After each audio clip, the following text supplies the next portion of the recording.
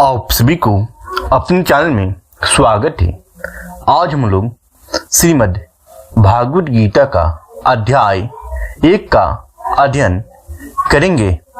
अध्याय 1 आरंभ करने से पहले आप सभी से विनम्र निवेदन है कि आप सभी इस चैनल को सब्सक्राइब कर ले और वीडियो को लाइक और शेयर अवश्य कीजिएगा। चलिए शुरू करते हैं। जब कौरव और पांडव महाभारत के युद्ध को चले तब राजा धृतराष्ट्र ने कहा, मैं भी युद्ध को देखने चलूं। तब श्री व्यास देव जी ने कहा, हे राजन, नेत्र के बिना क्या देखोगे? तब राजा धृतराष्ट्र ने कहा, हे प्रभु जी, देखूंगा नहीं तो श्रवण तो करूंगा। तब व्यास जी ने कहा, हे राजन, तेरा साथी संजय जो कुछ महाभारत के युद्ध की लीला कुरुक्षेत्र में होगी सो तुझे यहाँ बैठे ही श्रवण कराएगा।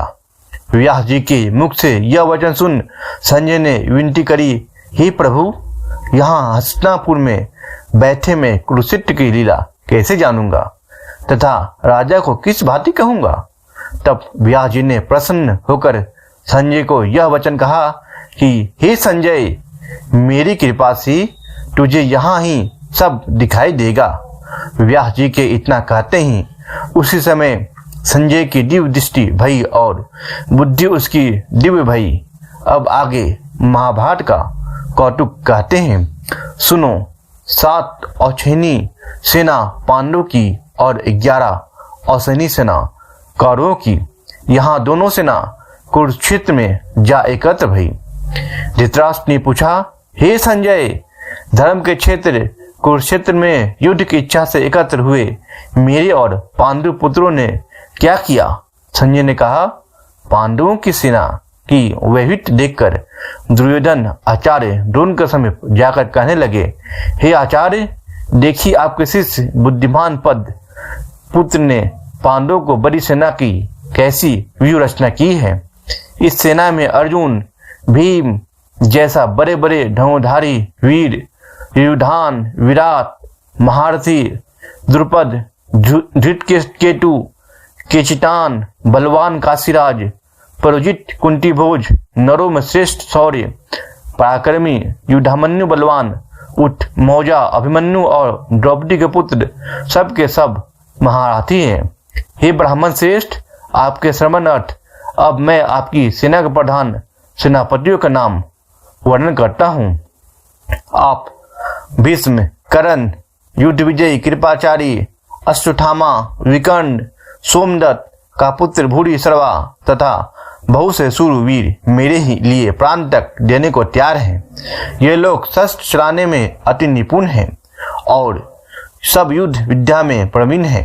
हमारी सेना का इसके भीष्म रक्षक हैं, बड़ा बल है। अब आप सब अपने अपने मोर्चों पर सावधान रहकर सेनापति भीष्म की रक्षा कीजिए।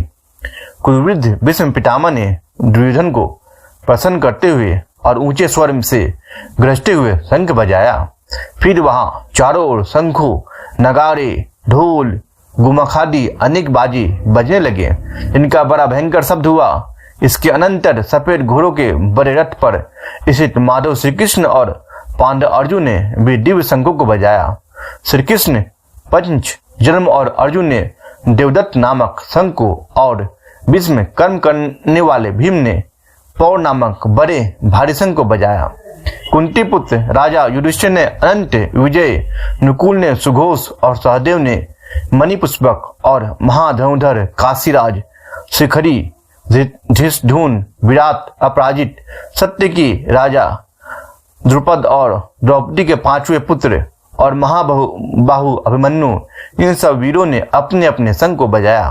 उन शंखों के भारी शब्द से आकाश और पृथ्वी गूंज उठे और धृतराष्ट्र के पुत्रों के हृदय कांप उठे। हे राजन, अर्जुन ने कौरवों को युद्ध के लिए प्रस्तुत देकर धनुष उठाकर श्री कृष्ण से कहा कि हे अच्युत, मेरा रथ दोनों सेनाओं के बीच में खड़ा कीजिए, जिससे मैं युद्ध करने वालों को देख लूं कि इस सभूमि में मुझे किन किन के साथ युद्ध करना चाहिए। दुर्बुद्धि दुर्योधन की प्रीति करने वाले जो युद्ध के लिए यहाँ एकत्र हुए हैं उनको देखूंगा। संजय ने कहा, हे राजन, अर्जुन की बात सुनकर श्री कृष्ण ने भीष्म, द्रोण आदि वीरों के सामने उत्तम रथ को खड़ा करके कहा कि हे वीर, युद्ध के लिए उद्धत इन कौरवों को देख लो। अर्जुन ने चाचा, बाबा, गुरु, मामा, भाई, पुत्र, पौत्र, मित्र, ससुर और स्वजनों को शस्त्रों से सुसज्जित में अपने ही सब बांधवों को खड़ा देखकर परम दयाद्र हो अत्यंत खेद के साथ यह वचन कहे, हे कृष्ण, युद्ध की इच्छा से आए हुए इन अपने बंधुओं को देखकर मेरे अंग ढीले हो गए हैं और मुख सूखा जा रहा है। मेरा शरीर बेकल हो रहा है, रोमांच खड़े होते हैं, गांडीव हाथ से गिरा जाता है, त्वचा जली जा रही है। हे केशव, मुझ में यहाँ खड़े रहने की सामर्थ्य नहीं है। मेरा मन चक्कर खाकर खा रहा है और सब लक्षण में उल्टे देख रहा हूँ और संग्राम में स्वजनों का वध करके कोई लाभ नहीं होगा। और हे कृष्ण, जीत, राज और सुख भी नहीं चाहता हूँ। हे प्रभु, आपको राज, भोग और सुख की इच्छा की जाती है। वे सब इस युद्ध में प्राण और धन की ममता छोड़ करने को तैयार है और आचार्य, पिता, पुत्र, पितामह, मामा, ससुर, पौत्र, साले और संबंधी ये सब मुझे मारे तो भी हे मधुसूदन, मैं इन्हें मारने की इच्छा नहीं करूंगा। हे जनार्दन, त्रिलोकी के राज के लिए भी मैं इन्हें मारना नहीं चाहता, फिर इस पृथ्वी के राज के लिए तो कहना ही क्या। हे जनार्दन, धृतराष्ट्र के पुत्रों को मारकर हमारा क्या भला होगा? इन आतताइयों का वध करने से पाप ही होगा, इसलिए हमें अपने भाई धृतराष्ट्र के पुत्रों को मारना अनुचित है। हे माधव, स्वजनों को मारकर क्या हम सुखी हो सकते हैं? ये सब लोभ के वशभूत हैं और कुल के नाश करने तथा मित्रद्रोह करने में पाप को नहीं देखते। कुल नाश के दोष को जानते हुए भी हमको इस पातक से क्यों नहीं दूर रहना चाहिए? कुल का नाश होने से कुल के प्राचीन धर्मस्थ हो जाते हैं, फिर धर्म नाश होने से कुल में पाप बढ़ता है। हे कृष्ण, पाप से कुल की स्त्रियां व्यभिचारिणी हो जाती है, जिनमें वर्ण संकर संतान उत्पन्न होती है। वह वर्ण संकर जिन पुरुषों ने कुल को नष्ट किया है उनको तथा उस कुल को नरक में पहुंचते हैं, क्योंकि श्राद्ध, तर्पण आदि बंद हो जाते हैं। वर्ण संकर बनाने वाले दोषों से कुलवधियों की जाति, धर्म और कुल धर्म निरंतर नाश होते हैं। हे जनार्दन, मैंने बार बार सुना है कि कुल धर्म नष्ट होने से निश्चय नरकवास करना होता है। हाय, हम बड़ा पातक करने को तैयार हैं, जो राज सुख के लोभ से स्वजनों को मारने की कोशिश कर रहे हैं। शास्त्रों को धारण किए हुए धृतराष्ट्र पुत्र यदि मुझे शस्त्र रहित और उपाय ही न को रणभूमि में बांध कर डाले तो मेरा बहुत कल्याण हो। संजय ने कहा, हे राजन, यह कहकर अत्यंत दुखित होकर अर्जुन ने उसी समय धनुष बाण फेंक दिया और रथ को पीछे भाग में जा बैठा। इति श्री भागवत गीता प्रथम अध्याय समाप्त हुआ।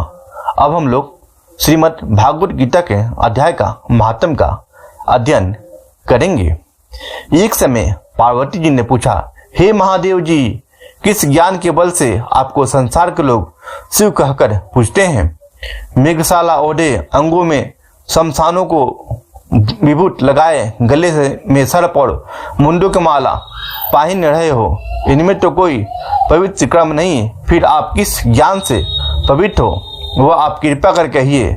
श्री महादेव जी बोले, हे प्रिय, सुनो, गीता का ज्ञान को हृदय में धारण करने से मैं पवित्र हूँ और उस ज्ञान से मुझे बाहर के कर्म व्यापते नहीं। तब पार्वती जी ने कहा, हे भगवान, जिस गीता ज्ञान की आप ऐसी स्तुति करते हैं उसके श्रवण करने से कोई कृतार्थ भी हुआ है? तब महादेव जी ने कहा, ज्ञान को सुनकर बहुत जीव कृतार्थ हुए और आगे भी होंगे। मैं तुझसे एक पुरातन कथा कहता हूँ, तू श्रवण कर।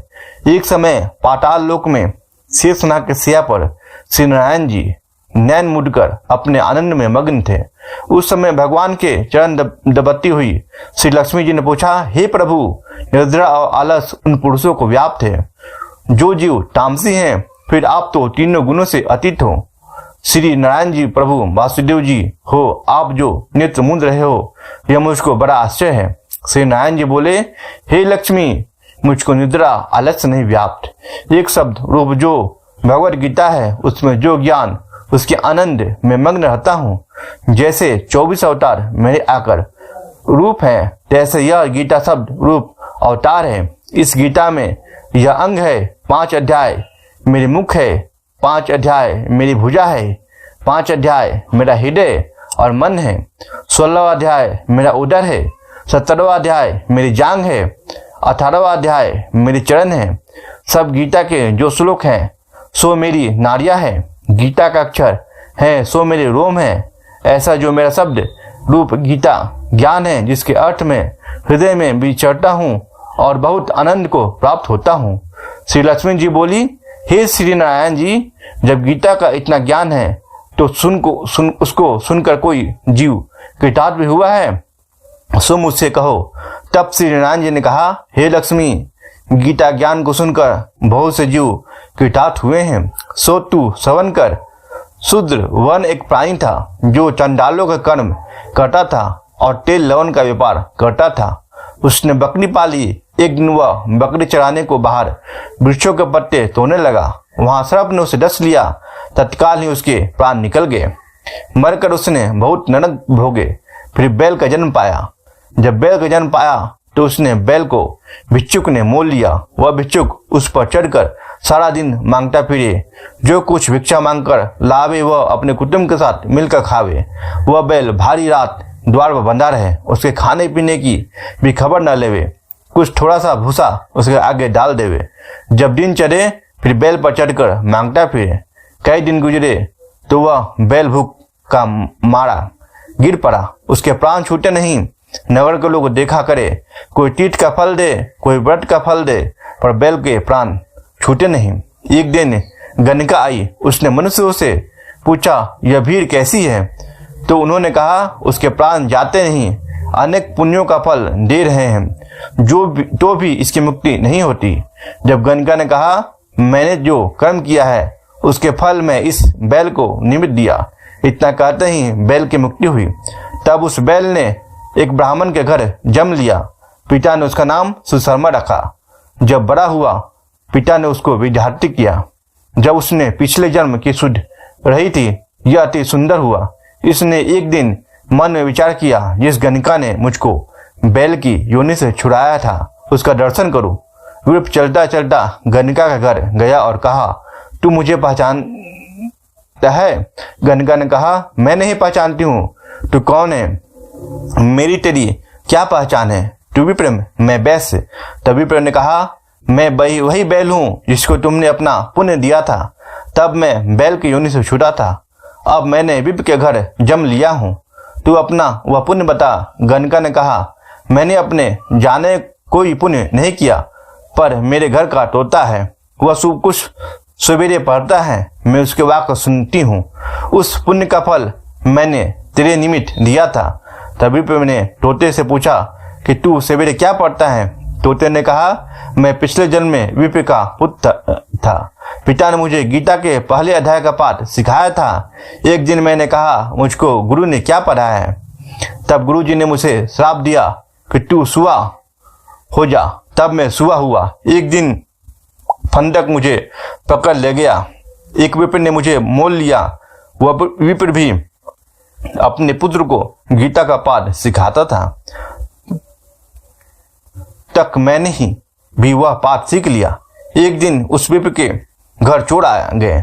उनको धन तो प्राप्त न हुआ। मेरा पिंजरा उठा ले गए। उन चोरों को यह गणिका मित्र थी।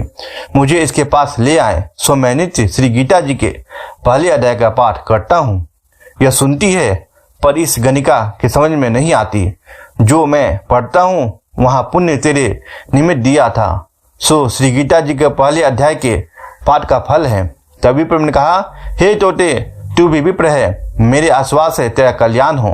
सो हे लक्ष्मी जी, इतना कहने से तोते की मुक्ति भी गणिका ने भी भले कर्म ग्रहण किया। नित्य प्रति स्नान कर और गीता के प्रथम अध्याय का पाठ करे, इसके उसकी मुक्ति हुई। श्री नारायण ने कहा, हे लक्ष्मी जी, जो कोई अनजाने में भी गीता का पाठ करे या श्रवण करे उसका को भी मुक्ति मिलेगा। श्रीमद् भागवत गीता का अध्याय 1 का महात्म समाप्त हुआ। बोली बोलिए श्रीमन नारायण की जय, श्रीमन विष्णु की जय, जग के पालन करता श्री हरि विष्णु की जय। श्रीमन नारायण नारायण नारायण, भजले नारायण नारायण नारायण, श्रीमन नारायण नारायण नारायण, श्रीमन नारायण नारायण नारायण, श्रीमन नारायण नारायण नारायण।